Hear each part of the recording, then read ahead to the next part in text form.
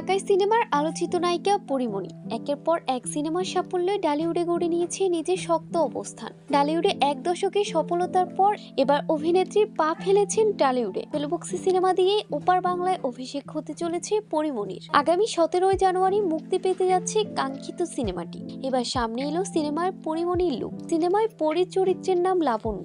দেবরাজ সিনহা পরিচালিত সিনেমাটিতে পরীমণি ছাড়া অভিনয় করেছেন সোহম চক্রবর্তী। এছাড়াও আছেন কলকাতার অভিনেত্রী মধুমিতা সরকার। শুটিং হয়েছে গত বছরের এপ্রিলে। গতকাল পরীমণি তার ফেসবুক পেজে একটি পোস্টার শেয়ার দিয়েছেন। লিখেছেন, লাবণ্যর সাথে পরিচিত হও, যে তার উষ্ণতা এবং আত্মবিশ্বাস দিয়ে সমস্ত কিছুকে প্রজ্বলিত করে।